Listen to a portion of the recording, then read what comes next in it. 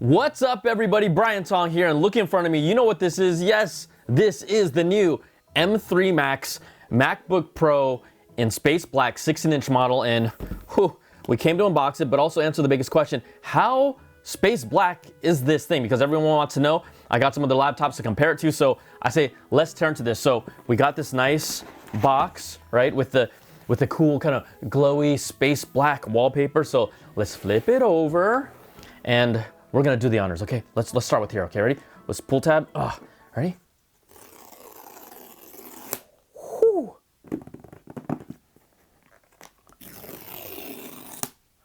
Whew. Okay, I'm not gonna do that all day. All right, let's reveal it. Shall we reveal it? Here we go. Ooh, it's covered in the parchment paper. So let's reveal this thing, because I saw it at the event, but the lighting was different. So, ooh, there you have the etched MacBook Pro on the bottom. Let's get to its darker feet. Whew. And here it is, ladies and gentlemen, boys and girls. The light's hitting it, so that might, kind of trick what you see, but oh no. Every time I unbox these, like, do you see that? I spit on it again. That's disgusting. You're disgusting. You're disgusting, Brian. But here you go. The space black M3 Max 16-inch MacBook Pro. This is loaded with obviously the M3 Max chip, and then also 128 gigs of unified memory, the maximum capacity for this model. And the thing about the space black also, that if you purchase this online, space black is only an option with the M3 Pro and the M3 Max chip. If you get, let's say, a 14-inch model with the standard M3 chip, that only gives you options for space gray and silver. But here, you go up to the Pro and the Max, this is how you get space black. So we have this here. I forgot. Sorry about this. Yes, a black fabric woven cable USB-C to MagSafe 3.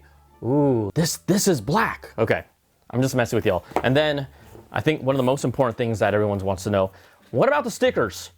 Let's see if I can open this. The stickers and the manuals. Do we get space black stickers in this? Oh,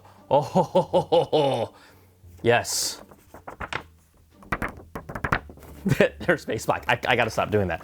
All right, so here's the fun part, okay? I'm gonna put this on the side down here. I have other MacBook Pros and MacBook Airs to compare how black is space black, right? So at least on camera, the lights are hitting it pretty hard. I'll try and get you some other angles of this, but you can see, at least looking right directly here, the way that's hitting this looks pretty black.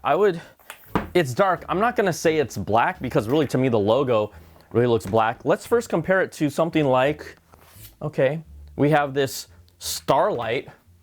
That's a Starlight MacBook Air. I don't know, I'm testing myself. What about some of the OG silver color here? All right, so you can see how light this is compared to each other. Starlight, space black, silver. Okay, this is an old school MacBook Pro, if you didn't notice already. Okay, so that's that. Let's take these off, because clearly these aren't anywhere close in the same ballpark. But now let's look at space gray versus space black. And this is where you can tell, okay, this is a lot darker. I would say some people were jokingly saying online, oh, this is space grayer, but it's a lot darker than space gray. You can see here, at least on this direct shot, the top shot, you can tell because of the way the light is hitting it, it's a little different. But space gray, space black. Now, let's make room for one more comparison. Do you think you know what I'm gonna bring up? Yes, our friend Midnight. Midnight to space black to space gray. All right, look at them. This has a blue tint. I mean, I would say, let's try and give you guys a better look at this. Obviously, these are gonna be the two darkest ones. Can I do this? Don't drop these, Brian. Look at there. Okay, let's try and hit this light the right way. Okay, that's pretty good. Sorry, I'm like looking at this. This is space black Midnight. What do you think? Does Midnight does kind of feel, at least on first impressions here, a little darker. You know, we should also do one more comparison because I compared it against the other laptops. What about, you know, space black versus something that's actual black, okay? This is a shirt that kind of like captures that same kind of shimmer. Yeah, obviously this is absorbing a lot more light, but I'm gonna try and hold it up here to give you guys and gals at home an idea of how black is space black. And you know, when you compare it to something that is truly black, it does look, you know, like space grayer. This is not as black as the matte black MacBook that I owned, but you know, depending on how the light hits it. But the reality is that this is a dark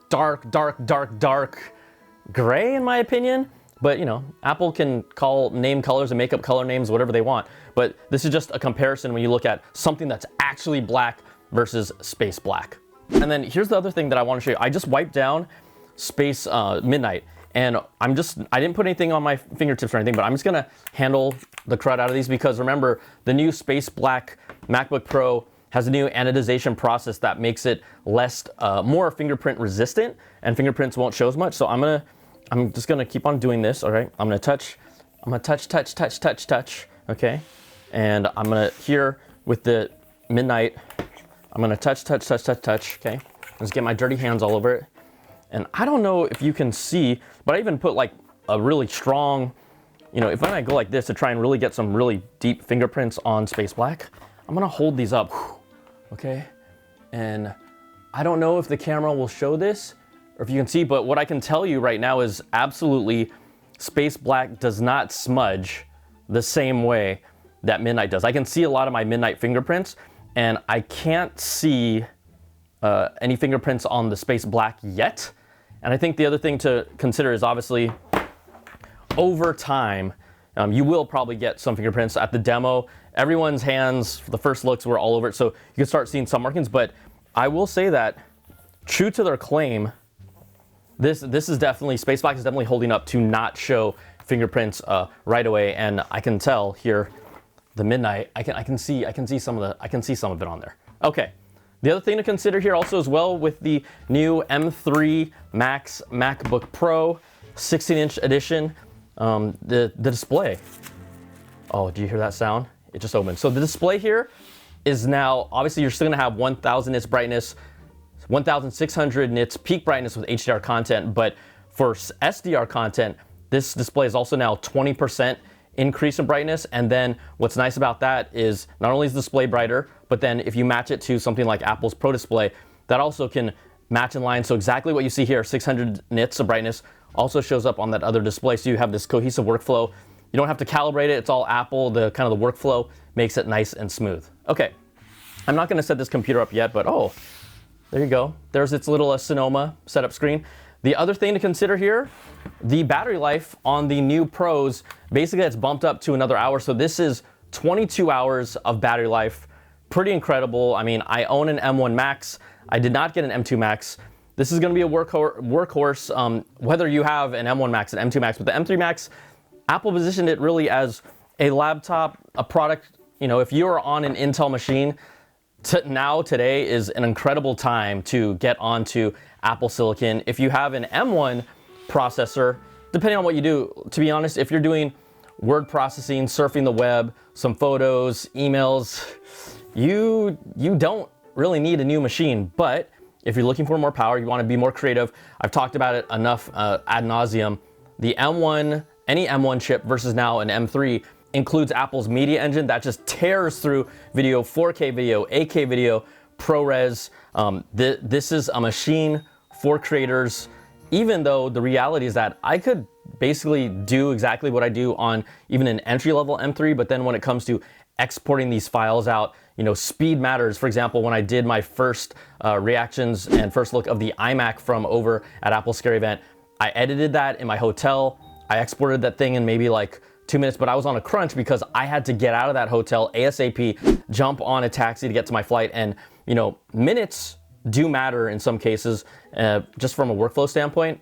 Maybe not seconds, but minutes absolutely do. So here you go, a first look at the incredible M3 Max MacBook Pro. Now, obviously, I'm going to put it through its paces. I'm going to run it through tests. I have not only, you can do the Geekbench benchmarks, but real world tests, exports of projects that I've exported on machines all the way back to the original M1 to just give you a real sense of how much faster this is, how much better performance-wise this is. But this starts the 16-inch model at $24.99, same as what it started for last year. Press the return key.